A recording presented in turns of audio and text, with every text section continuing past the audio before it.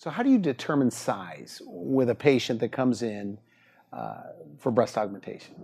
Well, that's a whole process. When I see someone in a new patient consult, I tell them this interview is a process, and that process is trying to determine their vision for the breast. Every woman has a vision for their breast, and some know exactly what they want. Some I have to extract what they want, and I use either whatever I can, whatever tool I can, either verbal or visual, and it's just not size but shape. Now today, with all the new style of implants, whether you go from moderate profile to ultra high profile, form stable, or the gummy bear implant, you have so many choices that can affect the overall shape of the breast. In fact, a couple of years ago, I published a shape classification where 1 out of 5 is so natural you can't tell there's an implant, 2 out of 5 is natural but perky, 3 is intermediate, 4 is round, and 5 is very round. So I think that's very valuable and very helpful. So, and then as far as the size, I use a technique. I've done 2,500 breast augmentations.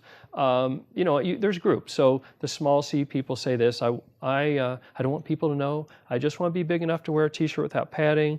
I just want to be, look good in a cocktail dress. I want to fit in a bikini. That's all I want. Okay. Medium C people say, I want all that, but I don't care whether they know or they don't know. I just want to be proportionate to my body. And large C people say, I want full sexy breasts. And I kind of tend to discourage D cups. I just think over time they're not as stable now. So occasionally some woman wants a D cup and they're appropriate. That's fine. That's a discussion again. So I'll go through that scenario, and then we'll look at pictures. And pretty soon they understand. I understand. So you show them other patients? Pictures, yeah. So okay. I have a label as small C, all these small Cs, medium C, all the medium Cs, large C. And pretty soon I like going to the optometrist. So you click, and you click. I'm showing them pictures, and I'm showing them different roundnesses, like the 2 out of 3 and 3 out of 3. So when we're all done with this process, I might end up with something like this. So I'll show them 2 or 3 pictures of what they want. Like, okay, so Mrs. Jones, what I think after listening to you, we're going to go with a medium C, 3 out of 5 in roundness.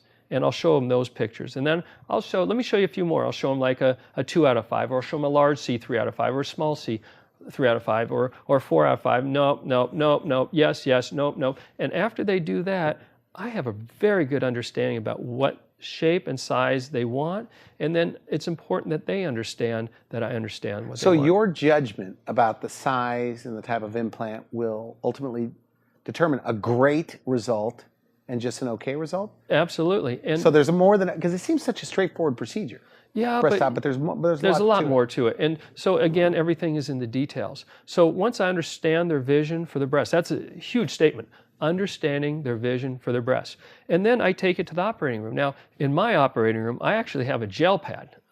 So their back sticks to the bed. So I use sizers. And I have 100 implants in my OR. So I can use any implant I want, which is a huge advantage. And I'll use sizers. I'll look at them with the sizers and laying down. I'll sit them up. Yeah, maybe let's try a different size. Let's try a different shape. I lay them down. I sit them up, and that gel pad, I can on an average patient, on an average breast aug, I'll sit them up 3-4 times. On a big revisionary case, I counted one of my recent revisionary cases, I set the patient up 15 times. And I cannot imagine that a surgeon could do a breast surgery, and I hear about it all the time. The anesthesiologist tell me I was at so-and-so's office, they don't even sit the patient up. I can't imagine at doing a breast augmentation and not sitting up the patient. You know what? They look so much different laying down, sitting up, laying down, sitting up. You have to do that. So this attention to detail. Huge attention to detail. Are you a perfectionist? I mean, do people say about you, he's a perfectionist, like your employees? I say it about myself. I'm a perfectionist. Okay. So you think there's a lot of sloppiness going out there? There is. A lot of it works okay. It's because to do an okay result, to do an average result, it's an ECG surgery. To make it look great, that's a hard surgery.